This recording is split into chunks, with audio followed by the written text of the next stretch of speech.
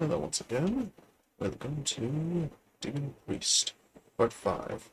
Limbo Asmodeus, the first strata.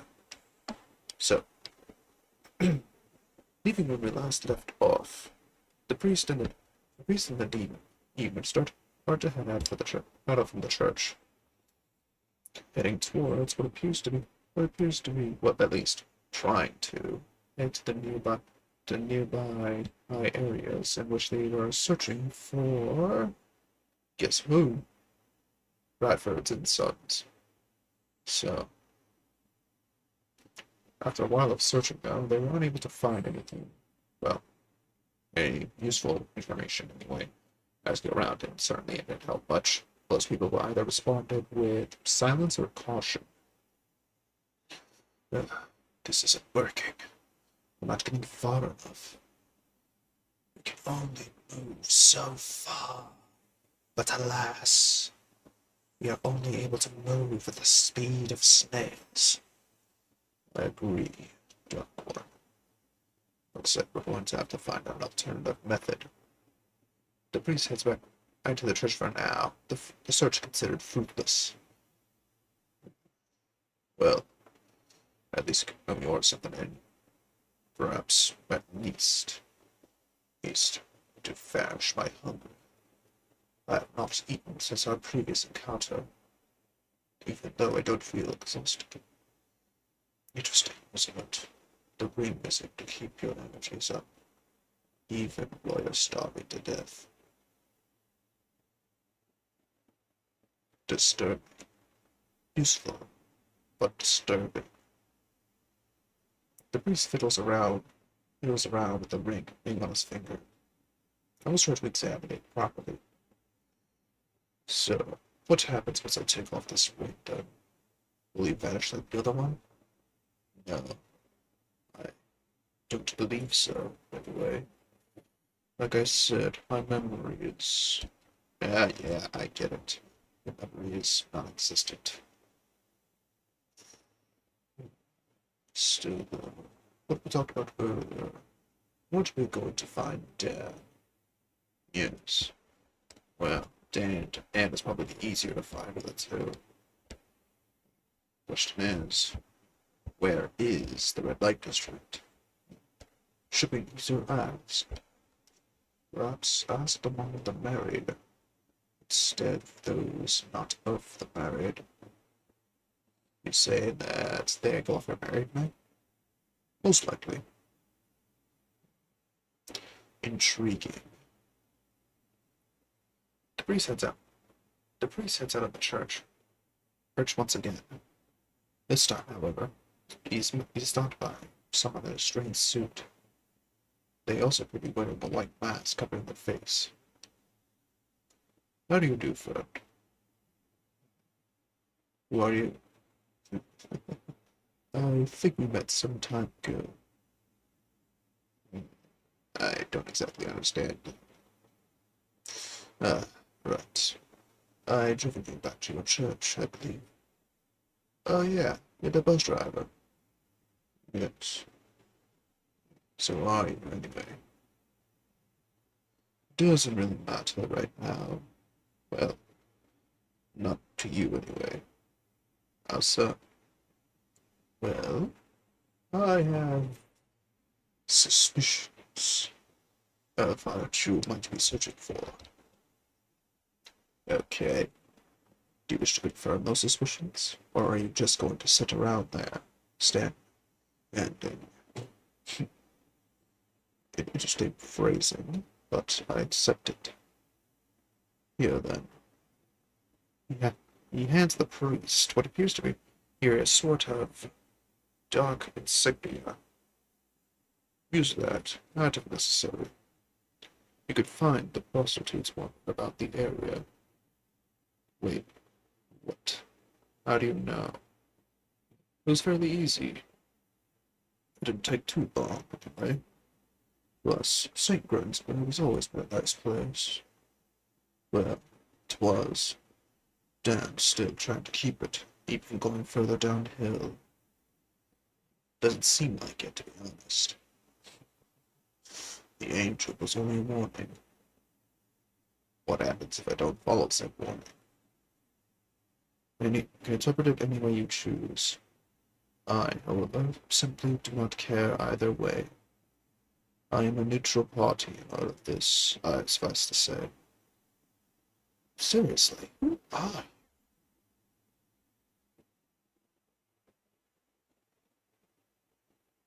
Do you truly want to know? Perhaps. No, you don't.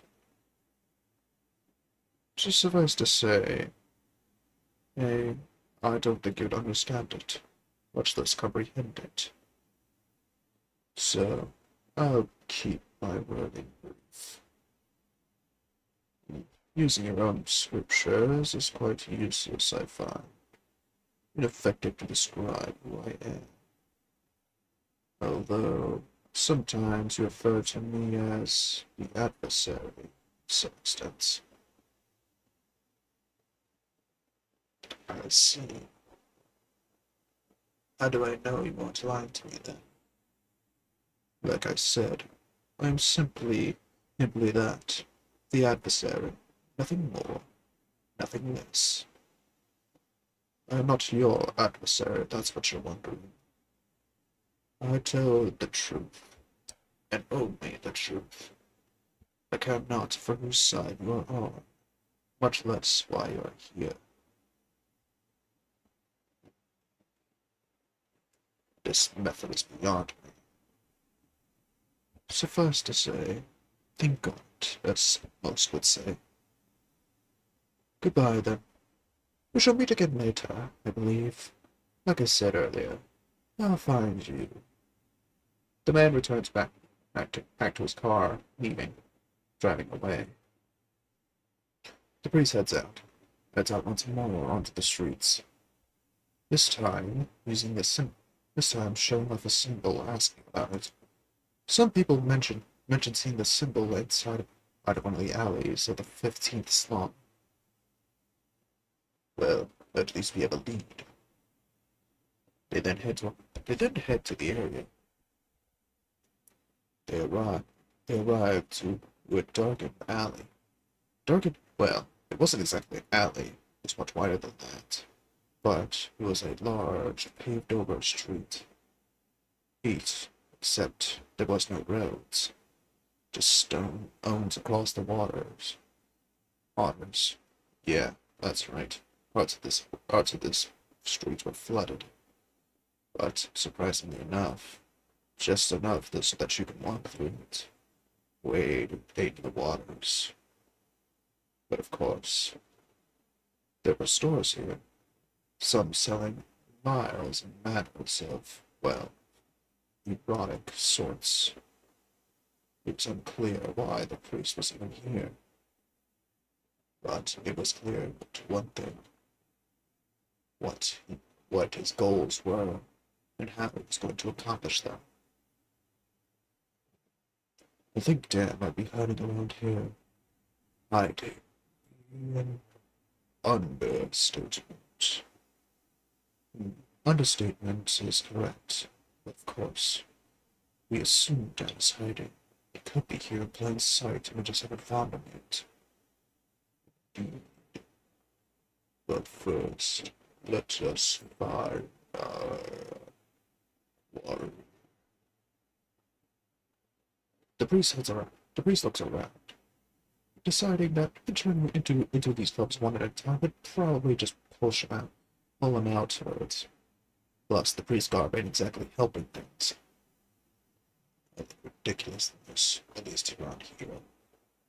Yes, people are distrustful of priests around this area even more so than the streets. At least the streets, you can get an honest answer. Well, semi-honest. Ugh, I really need to get a new pair of clothes. Yes, that would be advised. The priest continued. The priest continues walking down the street.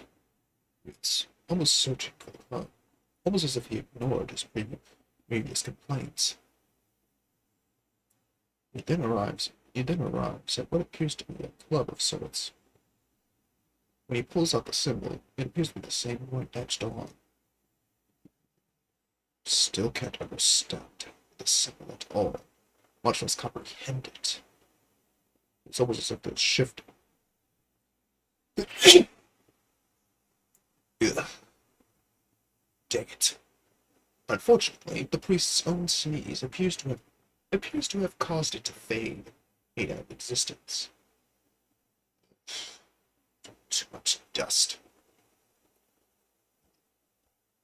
Well, at least we found the place before it happened. Yeah. They walk up towards the club. The bouncer, however, stops them. You on the list? What's the list? Yeah. Yeah. Every time we get one of the people, I have to look at this dang list. He pulls out what appears to be a clipboard, looking through the names. Man, doesn't matter. It matters to the boss. Very well then. Consider. Let's see. Concern. Yeah, no. Not on here. Using a fake name probably won't get us everywhere. At least. Not without some serious. It's not without some serious dough. Alright then. I'll come back later. As the priest starts walking away, the bouncer continues to look at the names again. Hey, you wouldn't happen to be the new priest, would you? Might you ask? Well, Dan's expecting you. I see. Announce my arrival, then. He then heads inside. The bouncer is stepping past her. As the priest arrives inside the building, the club has dimming music, almost trying to keep with a consistent theme, almost to announce his arrival. Despite the music dimming only slightly, mainly the dancers continued dancing as if the music was bass boosted, to the point in which that dancing and noise no longer mattered, combined with being incoherent. There appears to have been poles too, not just, well, they were mostly used for events, I would say. But the priest was not interested in such events. He was interested in one man. That man was looking around the floor. We could see him in the back. Room, of course. Back at the room, of course. He was with two men. One of whom had red hair, the other black. The black-haired girl, however, appears to have been examining her pistol, almost an annoyance.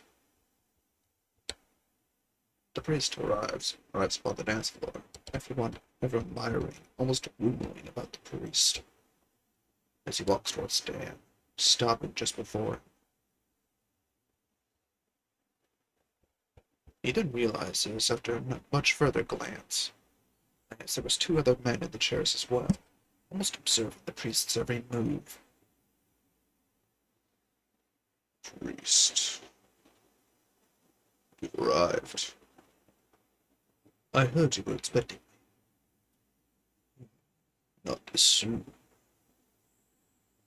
Dan stands up fully. The bodyguard's ready for a fight. But Dan raises his hand, almost as if stopping him on the spot.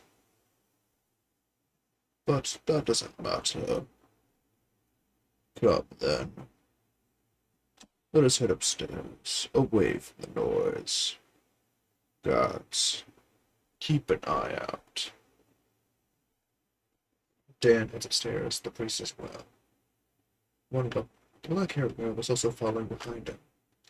Most likely a secondary enforcer, the priest thinks to himself. He heads upstairs. They head upstairs, arriving at what appears to be a small room. There was a hookah in front of the tables. tables and two chairs. Dan sits in the first one. The priest sits in the second. The girl just sits upon the table, almost as if observing. So, tell me, priest, how does the fair parish, well, slums, feel to you? Odd choice of phrasing, my friend. Fear is not something I delight in. I'm a priest, nothing more.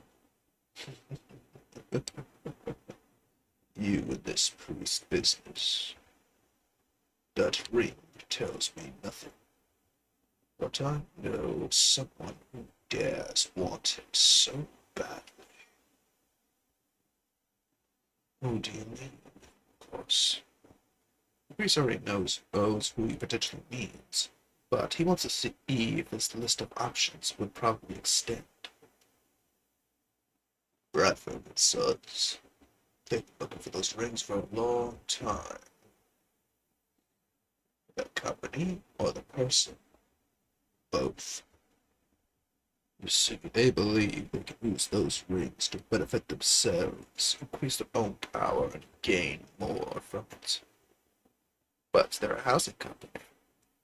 Not originally. My dear, could you please give us this sheet? She nods. Nods as she picks up as she searches around the room for what appears to be hashish. At least what the priest thinks it is. Exactly, I think it is. So, still, I've never known myself to be using of such dark contraptions. Hmm. I'm assuming you mean the angel you sent after me. Dan. Dan stops, opposite of his place, looking directly at the priest. You figured it out, haven't you? Surprisingly, it was much easier than I thought. I had assistance from above.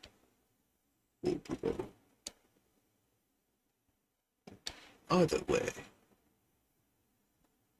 either way, you've given us quite a startle. We needed to see how you would react to our presence. Noted. Noted, Dan. But let me tell you, I have no intent of interfering with your business.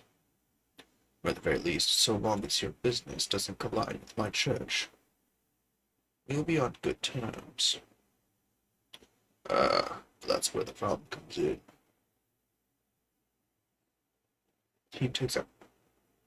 Dad takes out and looks at an old cigar. He hasn't smoked in over 30 years.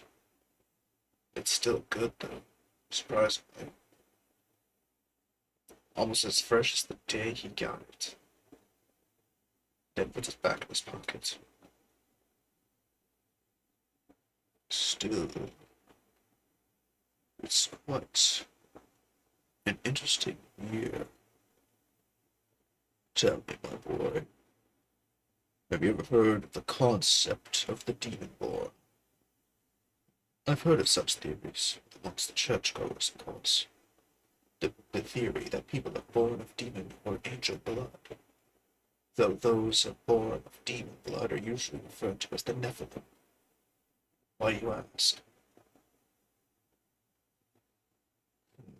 Suffice to say, those rings were meant to replace their power.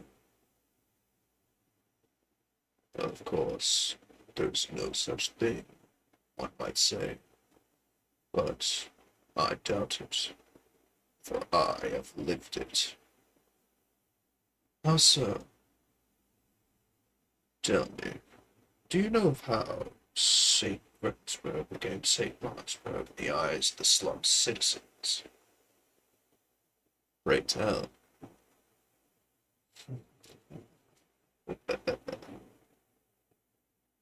Blackout Girl eventually comes back with what appears to be this hashish, as she picks it up fully to the hooker.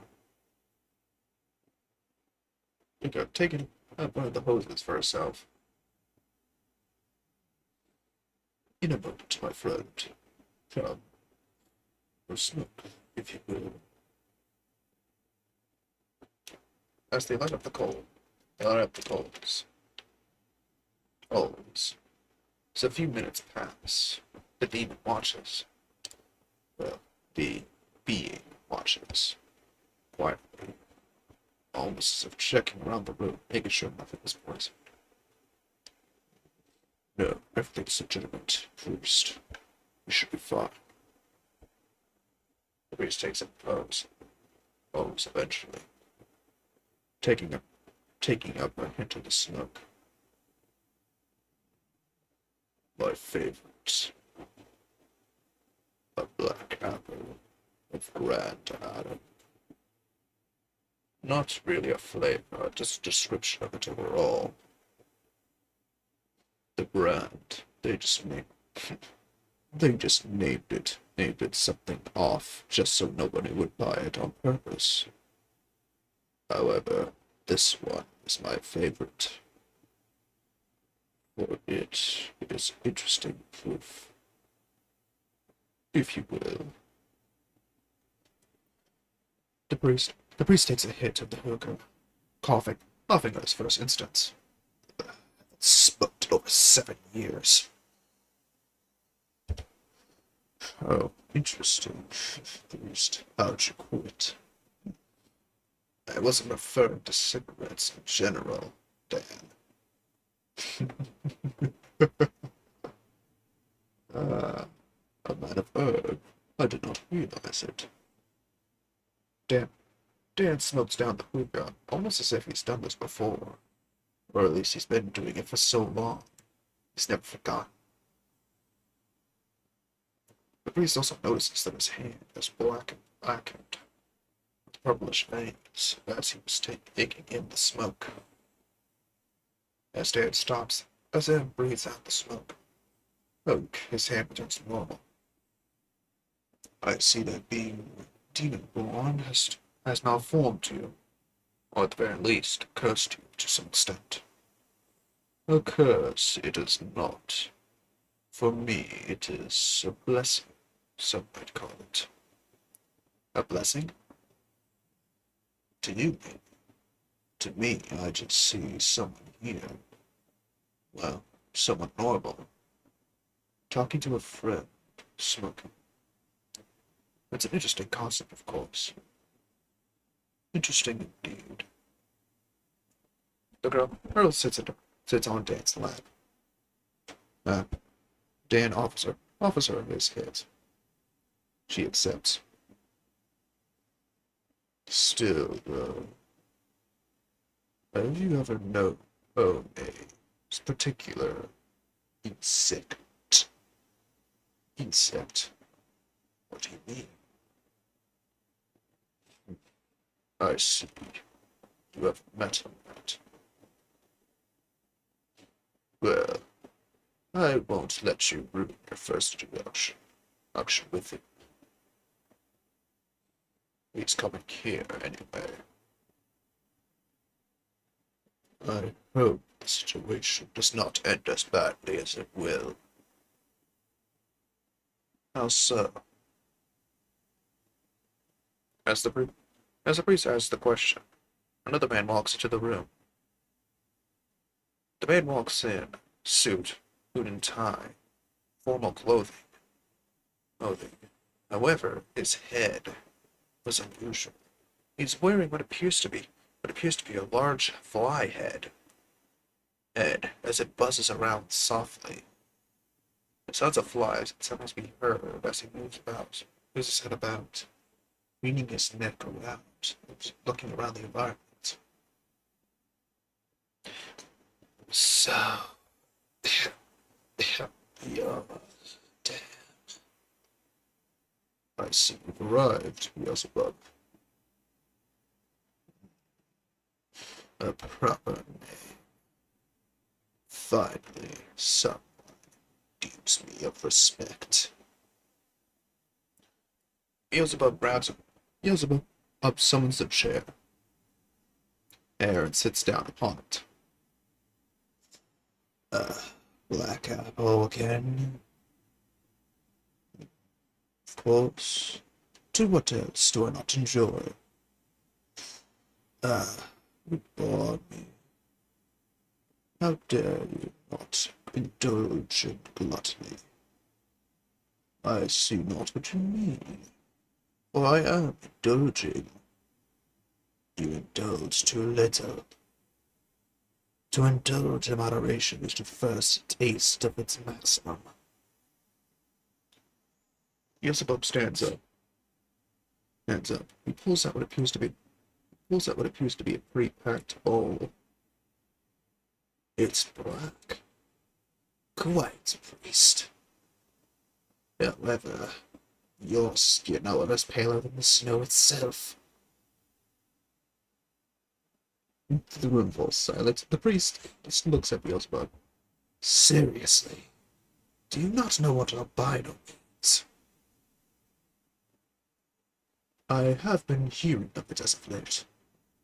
A lot of it as of late. Unsurprising. I do not believe you have ever heard of the word. To be honest, I haven't heard of it until a few days from now. Then that means your mother or your father has been lying to you.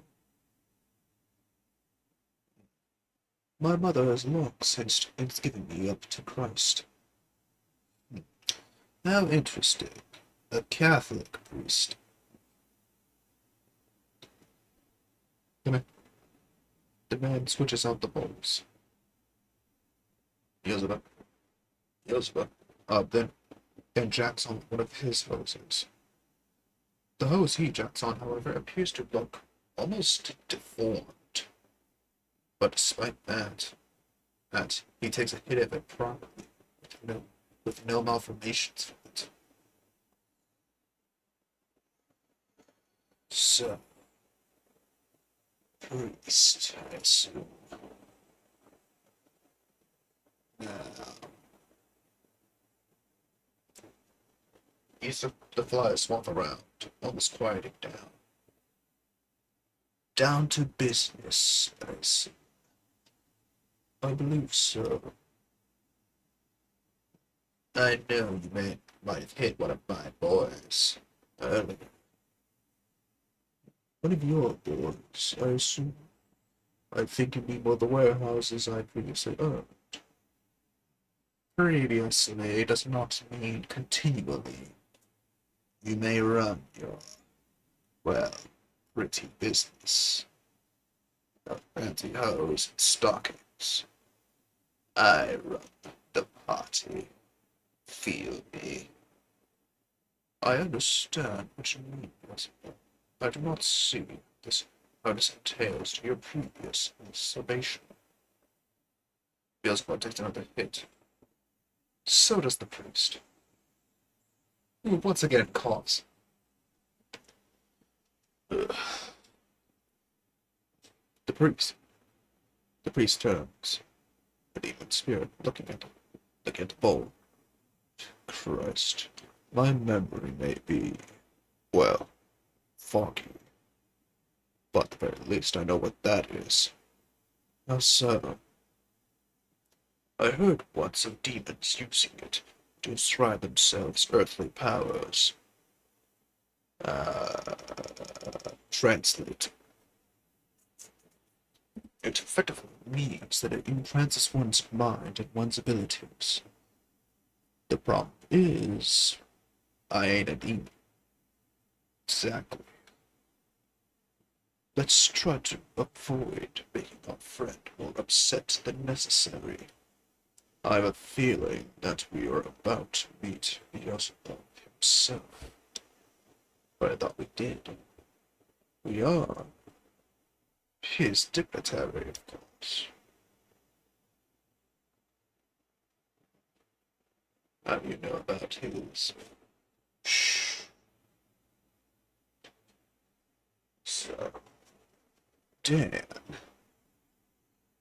I believe you are starting to encroach. Encroach, I do not. Eh, well, puts down the hose. He puts down his hose for a bit, almost punching his chair. Yeah, the process. Before then picking up and throwing the chair across the room. I know when I'm being lied to, Dan. That angel you summoned didn't exactly help things. I do not encroach on your territory, Beelzebub. The girl jumps off Dan's lap as Dan also stands up as well. Now the black arm fully transforming. So what then? Am I supposed to expect that you did not encroach? That you are not trying to ascend, to ascertain, any more power than necessary? I do not believe as such. For you are not, for you are a liar. I have not encroached upon your territories, and, well, for as long as I remember. Then you are a fool, and even I know when you are doubtful. This is Beelzebub's main play. How so? Beelzebub is well known for his tricks and parties. But, however, he does not like it when someone else attempts to crash it. So, are you going to play nice, or are we going to have to get rough? Beelzebub. Beelzebub was right. Beelzebub looks like he was getting ready for a fight, the flies buzzing in his head quite violently. Dan calms down, his arm returning to normal, and as he sits down. No, I have much to do, with little reason to involve myself in your power plays. Noted. The buzzing calms down. Beelzebub sated. He resummons the chair, air from across the room, as he sits back down, taking another hit. But, alas, I have a problem. And I am not the only one. Yes, I believe it's time we talked about it. Priest. Yes, I believe it's time we told you why I sent that angel. Hmm, you summoned it, summoned it to kill me, yes. Not entirely. I summoned it for a reason. Sure you did. Actually, the matter concerns you too, Beelzebub. For I was not the encroacher, but rather a group that calls themselves the Great Crows. The Great Crows. However, they go by many names. You might not know them, such. But, anyways, do we have any demonologist associations in the area? Yes, I remember. Ludwig. Nice guy. Shame I couldn't get him to indulge. The flies buzz acknowledgingly. Alas, he's unable to help us. He is on vacation. Well, priest, looks like you are going to fit the bill. You have leather rings, after all. So what am I supposed to do with these crows? I have a sermon. But that will happen tomorrow. Ah, that's right. You do indeed have a sermon tomorrow. Well then, I suggest tomorrow we pray. Tomorrow morning we enter prayer. And then that night we enact vengeance. Thus we shall. I believe you know the way out, Bruce. Also, Dan pulls out what appears to be a Ziploc bag filled with filled with 3 different cigars, or at least what the priest thinks are cigars. Some blunts for the road, the priest states. Interesting gift, Dan, the one you gave me earlier. You'll find these to be quite more useful than your previous, what you had done some years ago, especially for your ring. So be it. I bid you farewell, priest. As for me, he pulls out, he pulls out the old cigar, puts it in his mouth. The cigar lighting on its own, black flames coming off of it. I'll be here, planning. I must return to maintaining the houses, the bunkers, and the warehouses. So many parties, so many indulgences. Beelzebub leaves the room, vanishing in thin air. Well, not exactly air, more vessel of flies. The priest heads the priest leaves the club, slowly heading back to the church, talking to his assistant. So, how do we approach this? We can approach this any way you like. We could attempt to help out Dan and Joseph, or we can simply ignore them. We ignore them. We're just going to cause more problems than not. Besides, we don't have that kind of power yet. Agreed. We need to find more. At the very least. Remember what we did previously to the angel? I did. But alas, it's not exactly going to help us.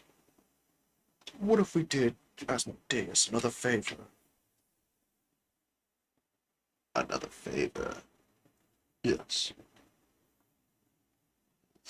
I don't like what you're suggesting. The bishop's already miffed off about the Asmodeus. I agree. He may have been miffed off about Asmodeus. But we don't have to summon him. Not yet, anyway. How so? We make him an offer. I'm not offering up my soul, if that's what you're wondering. No, your soul is worthless. Pardoned. As in, you haven't done anything of significant value. Ouch. I thought killing an angel was valuable. It is. It will be in due time. It isn't now. It's recognized there aren't such efforts yet. Crap. The price I pay. Yes, the price you pay for ultimate power, ultimate obscurity. Your actions will not be recognized amongst the populace. People won't even be able to see most angels and demons, thus they show themselves on purpose. What about the one that tried to kill me? That one was summoned on purpose. As a result, his form was able to be easily seen by everyone around him. Most other angels and demons, however, will only be seen by ring-bearers and demon-born. So, in other words, we're fighting a secret war. Secret war of intrigue, perhaps. But you have now set yourself as the pawn. And you have the next move.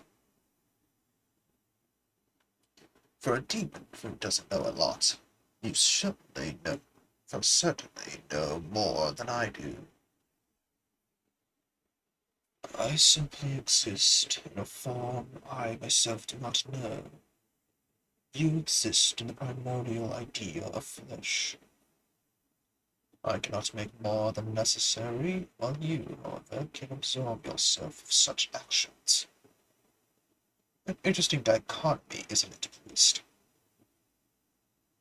My dichotomy indeed. But now, the priest pulls out his Bible as he starts reading through it after entering inside the church. I need to get some rites ready. What about Will? Ah, that's right. Will. I wonder, is that body really his? I don't know. I didn't know the guy enough, but I'm sure it wasn't his body. I or at least, it wasn't him that was killed that day. You mean it could have been a deacon? Yes, I wanted some assistance from earlier. The bishop already said that he was complaining. The monk said that that the guy was dead long before he arrived. So meaning he could have arrived at some time before 9 o'clock, 9 p.m. or a.m. possibly. Yes, and also, dude was still bleeding. Can't. So that means the guy that killed him was still around in the area. You were lucky to bring the bishop around when you did. Had you been there alone, I most likely would have been a second victim tonight. Right. The sermon? The sermon shall be about life and its fleeting beauty. How intriguing. At least for them. It's the first sermon. I'm not going to go on about a rant about other things, the politics and whatnot. People don't need that sort of thing. No. Simply put, something easy, fleeting, something everyone knows and wishes to obtain. Yes, I can see why life is such an interesting topic. I wonder what having my own would look like. Trust me, you would want it. What? The priest prepares for the sermon. Herman and sleeps for the night. The next morning, the sermon continues on as issued. Dan and Beelzebub are there in the back. Beelzebub, of course, not with his traditional eyes, hiding in plain sight in the shadows behind him. The flies only lightly buzzing nearby him, not bothering any other patrons, or, the liturgy. Of course, the son of the other watches the priest, almost in spite. Bradford and Sons has also arrived, bullying Bradford and what looks to be his father. Stout, strong, deterministic, his face almost in belated, hated anger. Anger. Despite this, the people appear to appreciate the sermon, despite their hatred of the priests. As the patrons then start leaving slowly, quietly, after the sermon. It lasted over 2 hours. A quiet respite, of course. The sun might arise before me.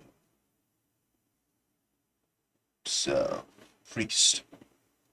Ah, Sinclair, you've arrived.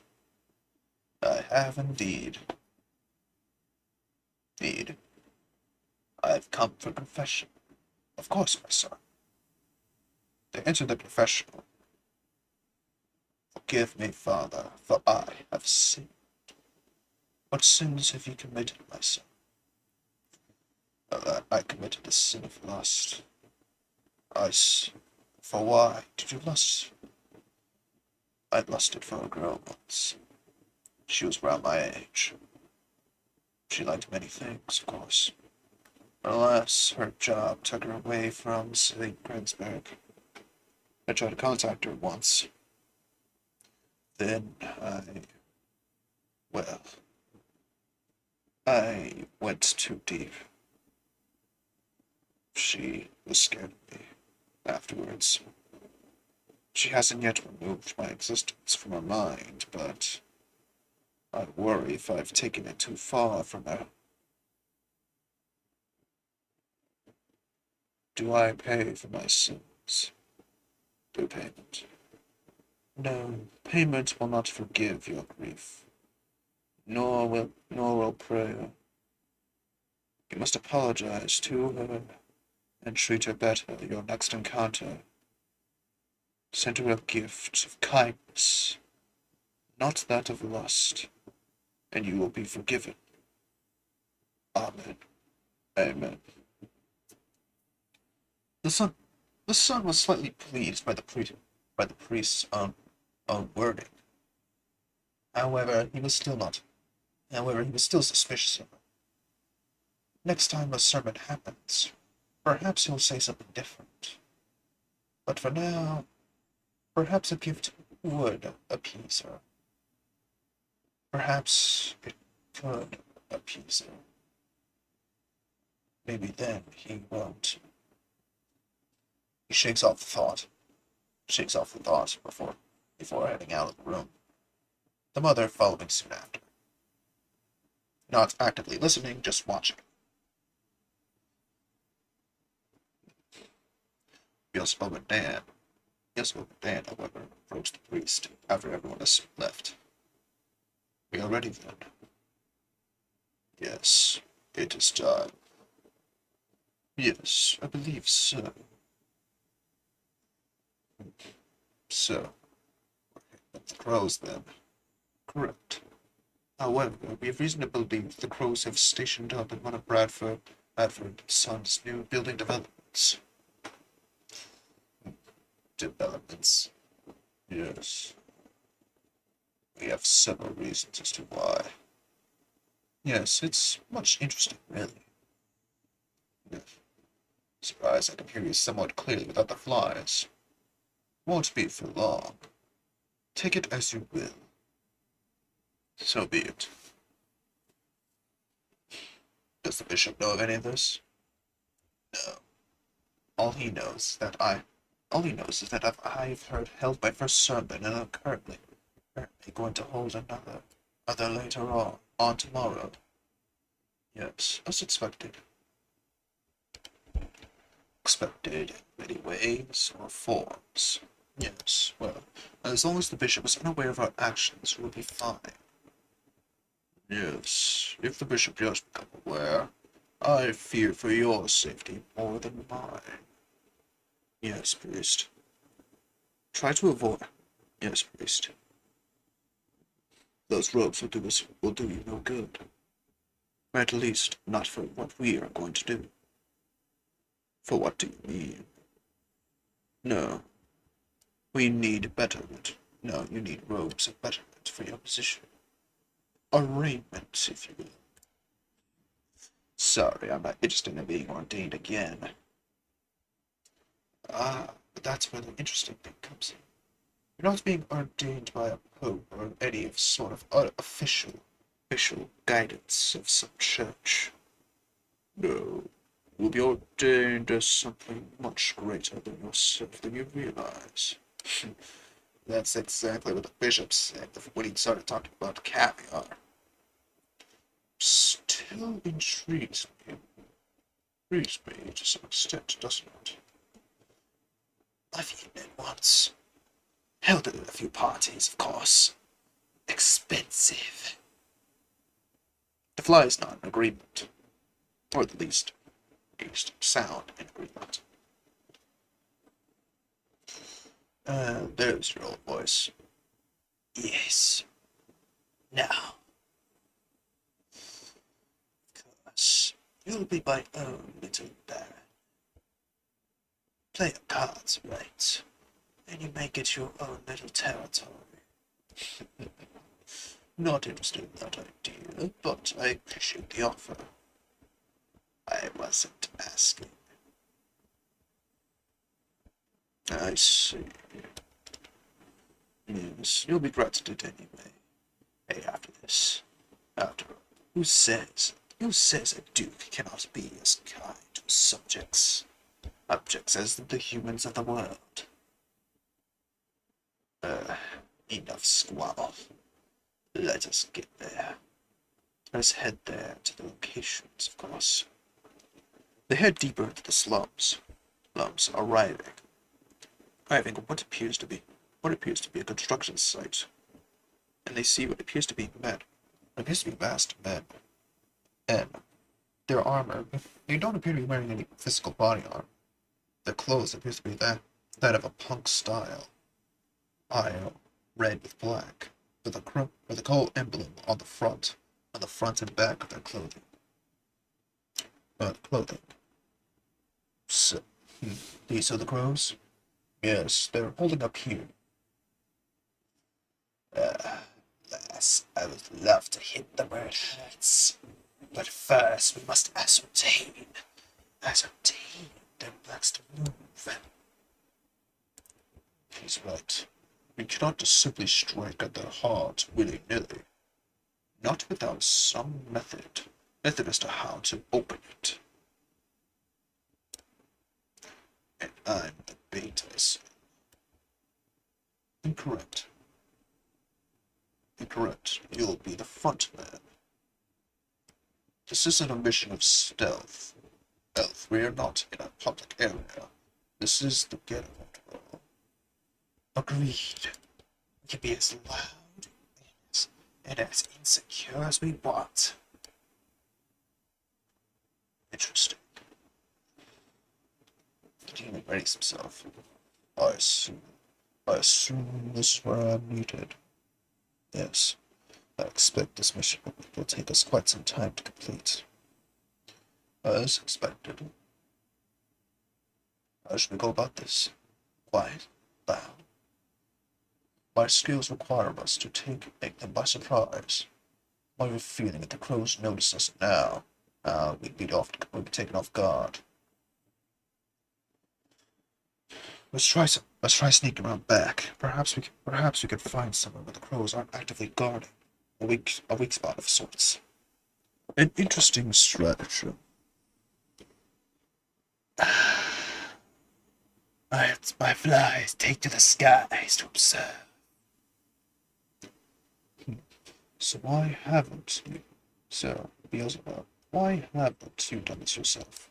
Simple. I am too recognizable. My body, my face can be seen from miles. The sound of buzzing flies is too noticeable. The crows always book it. Look it before I can get in. And I'm assuming you can't read any information.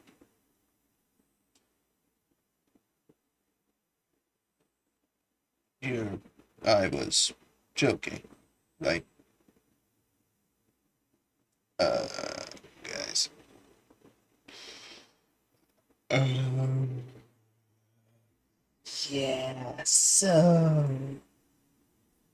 Can't read? Suffice to say, having a fly for a head is not exactly the best of one's capabilities. It's only really useful for managing parties. Not reading, not so much. In other words, it's not exactly helpful. In other words, you're illiterate. I can write perfectly fine, thank you. I just have to write in a very specific manner, otherwise I'm unable to read it at all. Dyslexic, then. Exactly. Hey! Enough. They might hear us if we continue on like this. Quiet now. Around back. Around back. Beelzebub. Hang back. We need to scout ahead. Yes, I was planning to do that myself. I'll be at the alley across. I want their heads on a pike. Beelzebub heads to the alleyway. Alleyway as Dan and the priest walk around back. They notice what appears to be a hole in the link fence. A dog which was supposed to be guarding it is asleep. God God dang it. What's the problem? Rod's on duty. The dog? Don't be fooled by its tiny frame.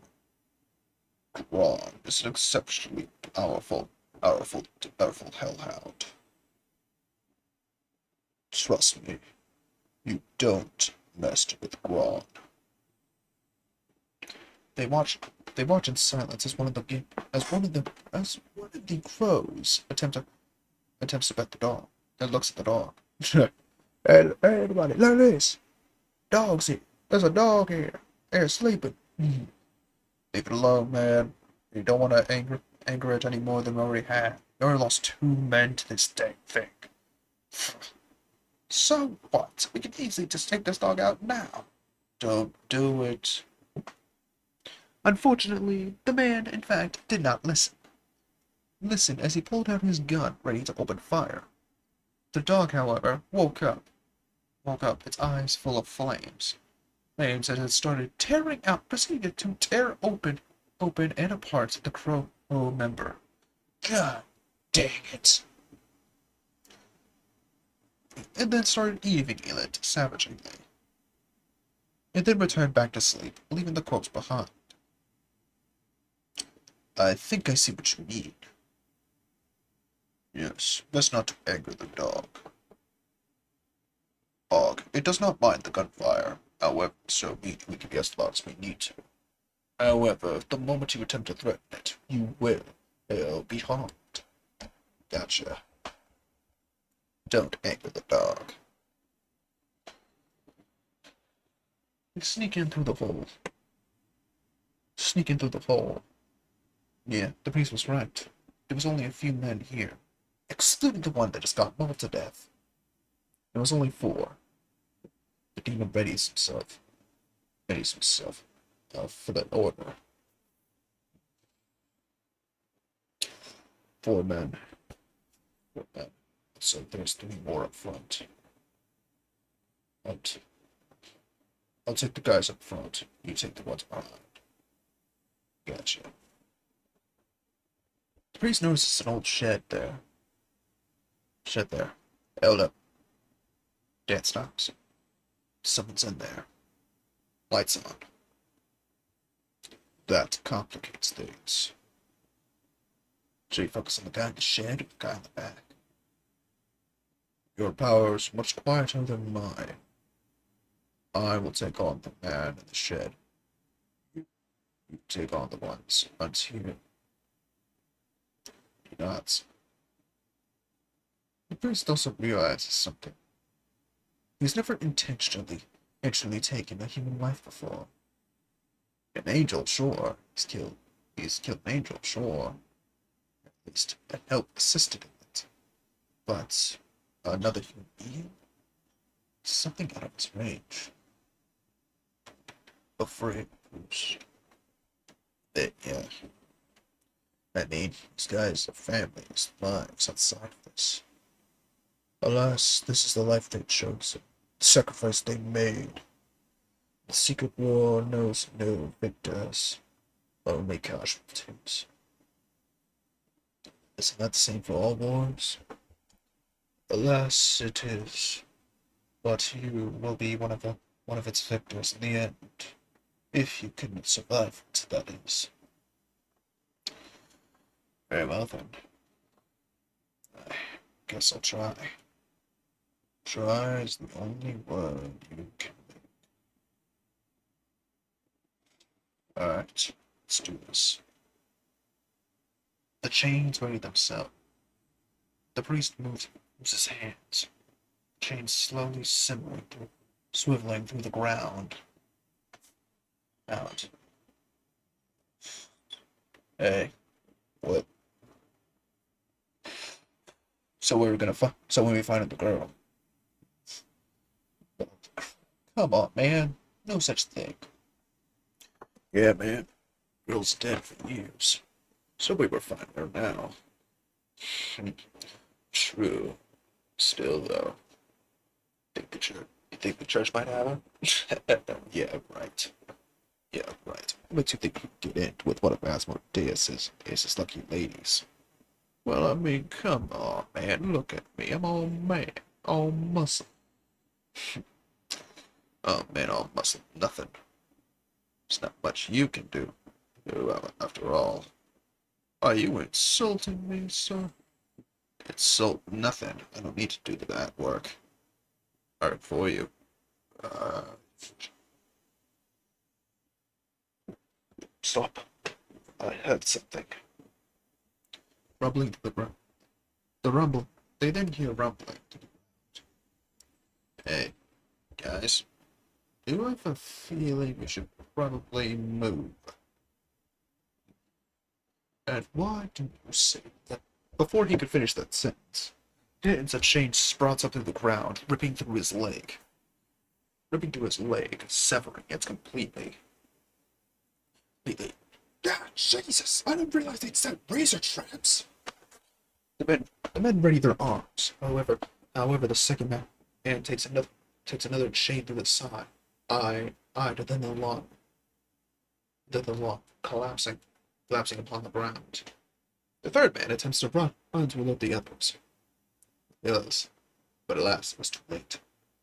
It's too late as a chain takes out his skull. All as they collapse upon the ground. And I think that's all of them. Wait a second. Where's the fourth man? The fourth man, however, has already pulled out his gun and fired it in the air, alerting everyone on the complex. The chain manages to decapitate him.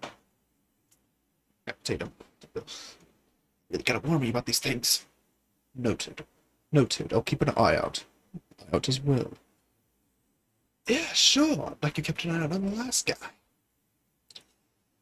Quiet now. There's nothing more we can do. Dan is probably handling the three up front. Something more to be done. But what kind of priest is here anyway? Any time now. Noted. I have a better idea. Wait a minute. Isn't that new priest? Priest the block? Yeah, I heard. It was the guy that was renovating the church. Didn't he hold a sermon? What was that supposed to? Heck was I supposed to know? Oh, he was holding a sermon. I mean, well, yeah, sure. Oh, you're a godly man. I'm a Protestant, not a Catholic. I think Protestants, yeah. Christian. All I'm hearing is that you're a Christian and he's a Christian. So what? What's the difference? Are you serious right now? Do you really want to get into this again? Oh, we are getting into this again. God, guys, seriously. Yes, we are getting into this. Yeah, okay. What do you think this? Protestant does not have an official church or heavy-ended church authority. Catholics have a pope. We are not the same. I do not care. And if they're the same or not. The demon grabs what appears to be one of the rifles of the dead bodies while the men were paying attention. It then proceeds to spray and pray. Pray and pray the three men, lacing them with bullets. Lacing the three with bullets. Their voices ended up ceasing out in anger. I think we're done with that. The priest stands up. It looks like they were more concerned from God than anything else. Yes, some men are like that, others not. Come then. I believe there's something here. What do you mean? What do you mean? Look upon their bodies. What do you see? I see a man with bullet holes. No, no. Think deeper. What do you see? Hmm. I see men. I see men who do not believe in the gods they preach. I see figures, heretics, heretics all, men of many, and many. The heretics march. An interesting thought process, isn't it? Is this an effect of the ring? No, I believe it's the effect of the items you smoked earlier yesterday. Now, it was yesterday. Ironic, isn't it? What seems temporary to some is permanent to others. Is an effect of the secret war? Sorts. Of sorts. I cannot promise much to you. Well, at the very least, I understand somewhat. My information is still limited. The memories of these men are not fruitful enough. They ain't fruitful enough, so you feed on memories and dead them. Not feed, examine. Can only examine. Of course, they do not have any useful information to us or them. Uh, so it's a false lead then. Extremely false.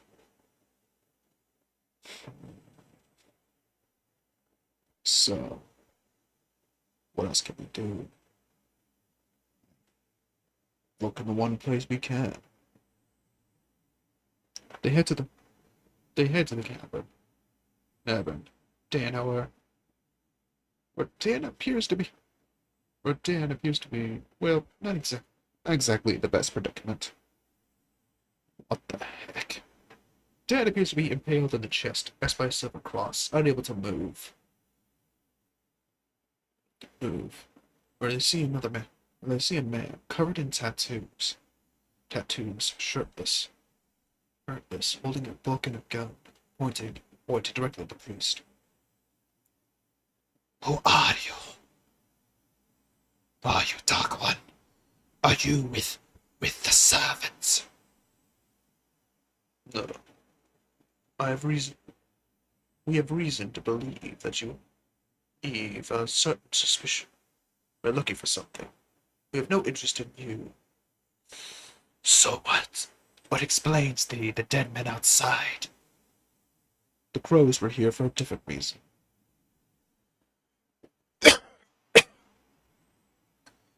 So am I supposed to believe that? If nothing else, believe what you see, not what you hear, then. That ring tells me you are not aught of a demon. The man puts down the gun. The man puts down the gun, but does not holster it. So, what are you looking for, then? Aside from this one.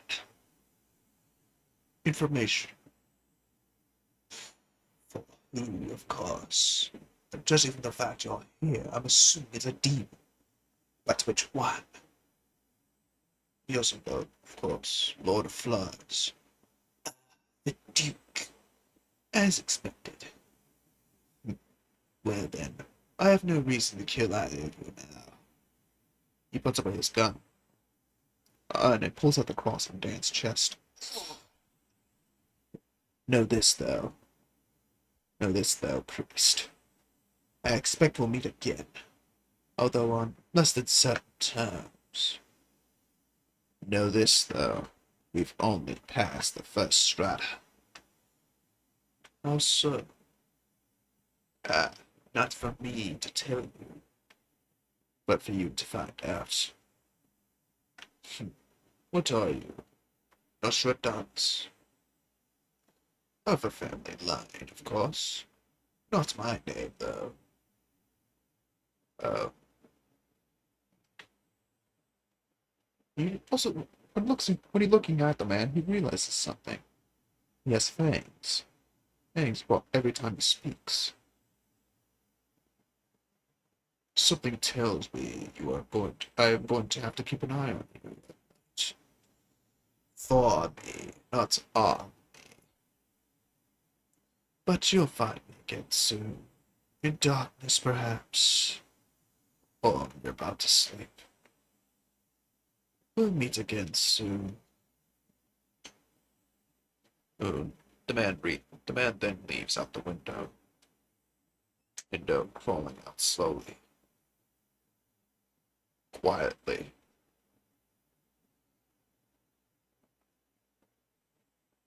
As he then, as then, the priest starts searching around the room as Dan slowly starts recovering. Ugh, did not expect that guy to have a silver cross on him. Silver cross? What do you mean? You don't get it, man. Demon-born are weak to silver crosses. It doesn't kill us, but it definitely stings. Paralytic of sorts. Looks like you were hit with almost like a paralytic uh, side effect. Side effect. Unfortunately, I've been in so many fights as of late. You don't look like the type. I'm not. Most of them are coming to me. Of course, of course. So, did you find anything before that guy attacked me? No, exactly. Uh, Torpedoed systems plus. Dance then stands up. The wound that he had originally has almost fully healed. Let us continue search. Agreed. They then look around. They look around out the small area.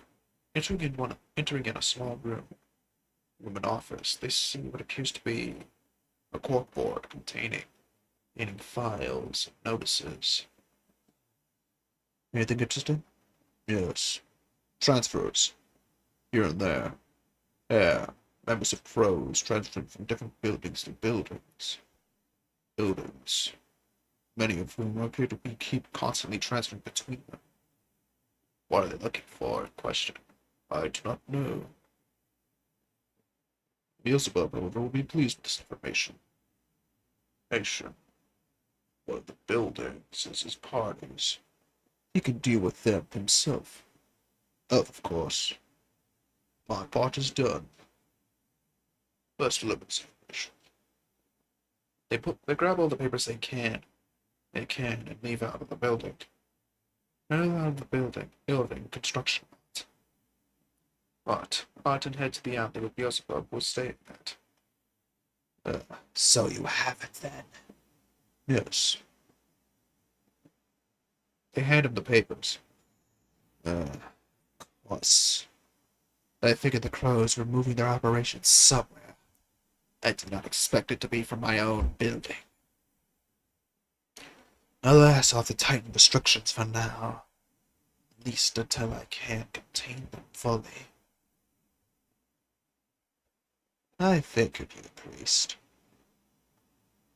But of course, I assume you want to be somewhere else right now. I'll contact you again later. Of course. After all, I am now intrigued. Interested. This secret war. Ha! You've been talking to those dead. Ain't forgotten, haven't you? That's what that was. Not exactly. We just referred to them as the forgotten. People whose people whose names and bodies have long been forgotten to history, but have come back. Come back from the brink of death itself. New, almost. Are they going to be a problem? No. The forgotten don't involve themselves with demon business. Of course, Dan here might have startled him. Can we not talk about this? It's making my chest hurt. Noted. Next time, Dan, invest in a body. Invest in a Kevlar vest. Seriously, you're a demon born for Christ's sake, but not even the cross can harm you. Noted. Right. I will take my leave. You too, then, priest. Beelzebub bows, transforming into a swarm of flies. Dan also Dan also walks off as the priest returns back to the church. The priest sits at his desk. It's at his desk. He pulls out a piece of paper, and a pen, and writes his letters to the Vatican, detailing all of the events that have occurred. Heard the secret book. It is, of course, heavily censored to avoid drawing suspicion. He hopes that the Nuncio receives such information. He also hopes that the Nuncio can help him. Of course, the priest highly doubts such existences. He at least hopes that he might, well, maybe just a little, that he's able to help the people in this world any way he can.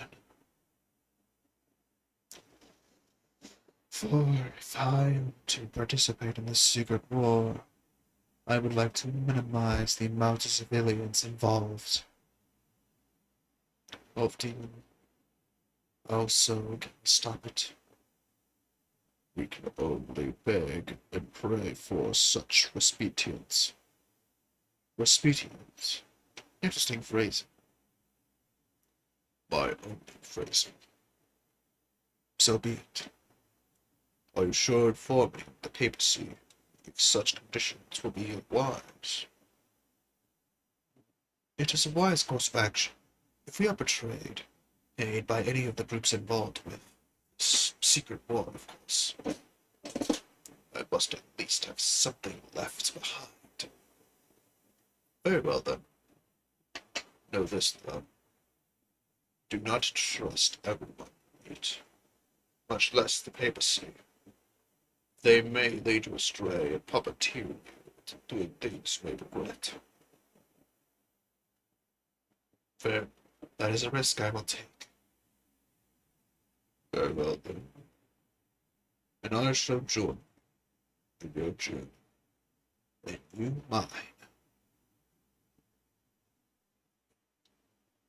Thus ends part 5 of Demon Priest. I thank you all for listening, and as a result, the next episode will be on next Thursday. I hope you guys enjoy. Like it if you want, put it in your playlist. I don't really care. Subscribe if you want, but I just like doing this for fun. And signing off.